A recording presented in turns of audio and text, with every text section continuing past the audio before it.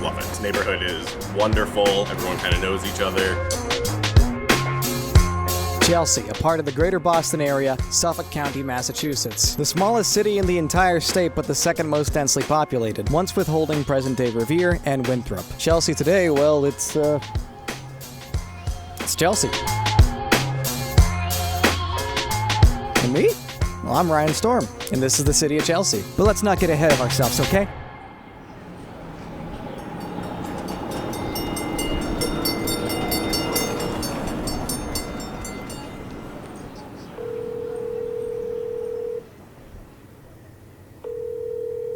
Bakery. Hey, could I order pickup? Sure. Could I get 2 plain bagels and 2 cinnamon raisin bagels with cream cheese on them? You can't get it on it, but you get it on the side. That works too. All right. 2 plain and 2 raisin? Yep. All right. Just come on down. Alright, see you in maybe 30 minutes. All right. Bye-bye.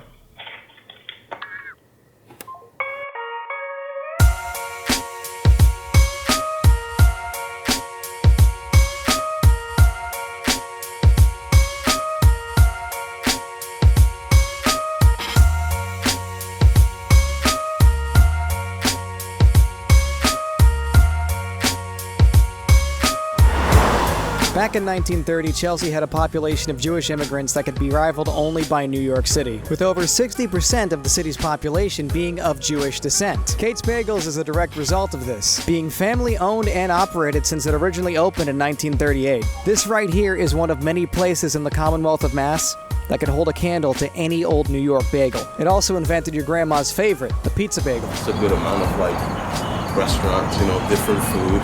So if you're a foodie, dude, this is the place to be, really. There's also Dylan's Russian steam bath, if you're into that. Chelsea today still withstands its long history of an immigrant population, with over 30% being born outside the U.S. This is the highest percentage in the entire state of Massachusetts. Although, of course, today we have a lot less Russian Jews and a lot more Hispanic and Latino population. Yeah, from Polish. Polacco, okay. Polish. Poland, okay. I moved to Massachusetts when I was 8 years old, to Boston, and I recently just moved to East Boston. Even the walk signs here will speak Spanish. Yellow lights are flashing. Las luces amarillas están relampagueando. It's actually one of the few cities in the greater Boston area to get service from the Silver Line busway, a bus that for a brief period of time goes electric when going underground, before coming back up and switching to diesel, traveling along a private busway that you can see behind me here. There's also very reasonable access to the Purple Line commuter rail, despite it being a very small area. Or drive on the Tobin Bridge down Route 1. A lot of people, I'm like, I live in Chelsea, and they're like, oh, 45 minutes away. I'm like, no. Like, No, you just walk over the bridge and you're in Boston. Yeah. The general vibe that I get when I'm here is honestly kind of shy. Folks here aren't super talkative when faced with outsiders, and part of that is because a good portion of the people who live in Chelsea have English as a second language. That said, when I observe this from an outsider's perspective, when looking at this, it's like any other small town community. It feels like everybody kind of knows each other. You smile at somebody, they smile back. But in terms of a nice residential area, I can't find a better spot. Are there a lot of Polish people in Chelsea? Is there... Yes, not too much, maybe 15 family, 15. These 3 sculptures in downtown are a shining example of Chelsea's small-town mentality. During a downtown revitalization project in the 1980s, sculptor Penelope Jenks opted for using locals instead of celebrities or founding fathers as part of her sculptures. In the public art piece titled The Chelsea Conversation, we see well-beloved high school media arts teacher Roman F. Pucko and the high school track star Bobby Goss. The young girl here is believed to be Jenks' own daughter. If immortalizing 2 celebrities from a local high school and the sculptor's own daughter isn't small town, then I really don't know what is. It's cheap, it's densely populated, it's little more than a stone's throw away from Boston, so really, what's not to love?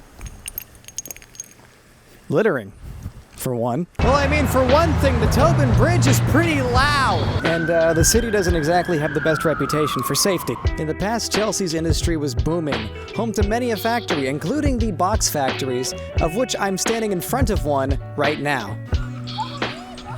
When the factories closed down, the area was left mostly abandoned until luxury condos were erected in their place. The Chelsea Clock Company is one of the few that stood the test of time. Founded in 1987 and being one of the only clock manufacturers to work entirely in the USA. Although the building itself has changed over time, the company's traditions have not. Chelsea fell victim to one of many highway development projects in the United States of America, most of which tended to target communities of color. But in the case of the white Anglo-Saxon Protestant Massachusetts, well, those tended to target communities of Irish or Jewish descent instead. And in the case of Chelsea being a Jewish community, they couldn't let that stand. The Mystic River Bridge was constructed, protruding directly through the city of Chelsea, later renamed the Tobin Bridge after a mayor. Once the construction of the bridge was finished, a good portion of the population of the city moved out and relocated to other suburbs. I can put my hand on the wall. Yeah. Feel when there's a truck going over the bridge. Okay. I could see how if somebody was a light sleeper, that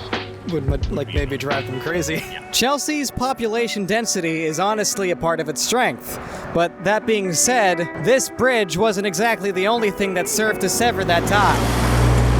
Chelsea has fallen victim to two great fires, one in 1908, the other in 1973. The first in 1908 left over half of its population homeless and demolished their entire business district. The second destroyed 18 city blocks, leaving 1,000 people homeless and 600 jobless. The fire originated in Chelsea's rag shop district, a mostly dilapidated region which was filled with about what you'd expect: old wooden buildings, old factory machines, and a bunch of old rags. Chelsea was also hit extremely hard by the coronavirus pandemic, due in part to its dense population and also because a lot of 2 or 3 bedroom family houses here are occupied by a lot more than is designated to be there. Depending where you look in Chelsea, a 3-bedroom home can be occupied by 5 to 6 people. The good thing is that although this closeness has led to the occasional disaster, it's mostly just led to a very tight-knit community. When both fires hit, well-off residents of the city as well as neighboring Massachusetts towns pulled together to raise money and resources to help the people who were displaced by the fire.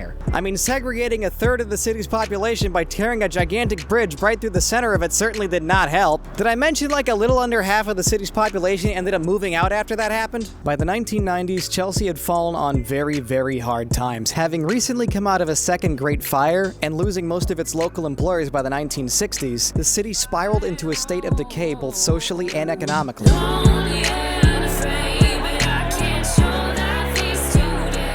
building and then another was like matches. The flames don't seem to go out, you know?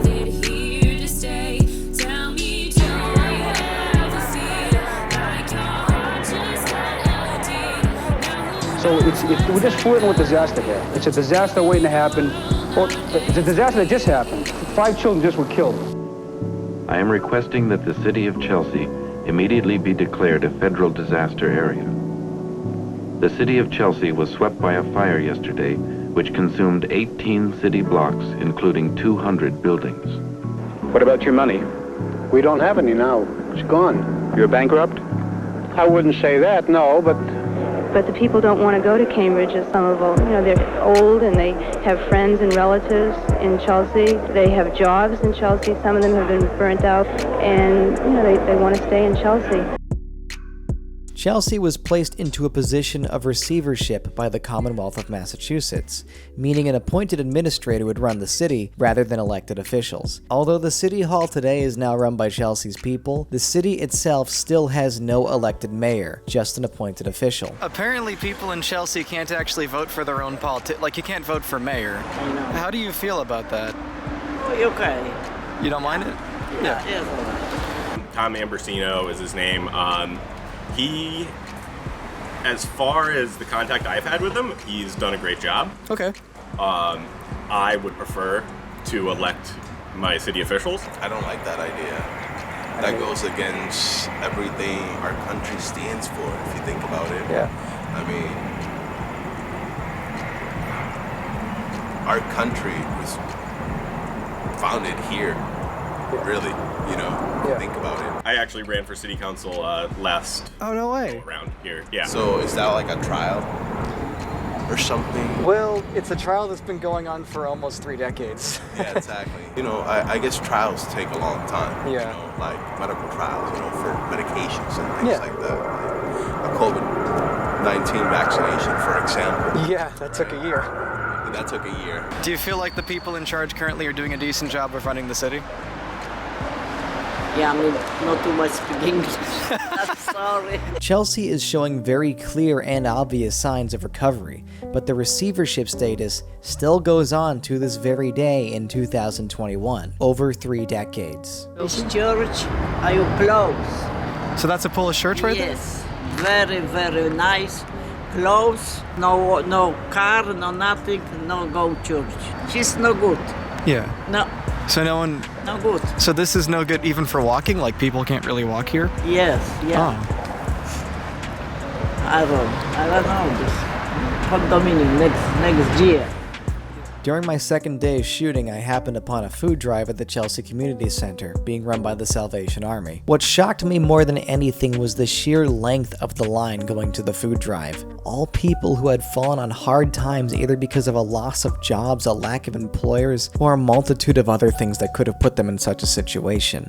All in need of one thing, a basic human resource: food. Thankfully, the good people of the city and the surrounding districts are here to help, but they're clearly overwhelmed by this impressively long single-file line spanning over 1 block.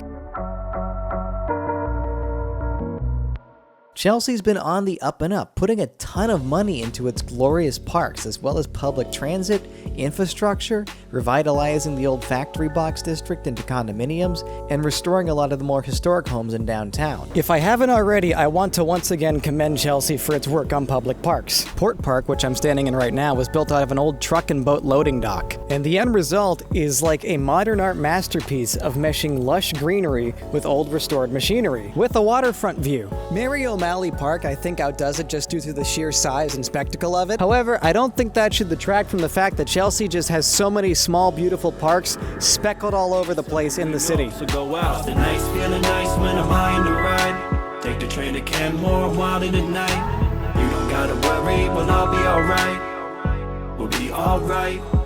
Chelsea still has a pretty bad reputation among the Commonwealth, statistically not being one of the safest places in Massachusetts, let alone the United States, but there is a radiant charm to this place, as well as an inherent kindness I can see present in its people, even if sometimes it's through a layer of that old dirty Boston grit. Chelsea has a bright future, and I can see so much potential in it due to its insanely convenient access to transit, walkability, and its proximity to the vast job market of Boston. Thank you so much for your time, though. Nice to meet you. Yeah, nice to meet you. Misha. Misha. Okay. Misha. Nice to meet you. Is a handshake okay? Yes. All right. Arabic. Arabic. Mind if I shake your hand to be COVID safe?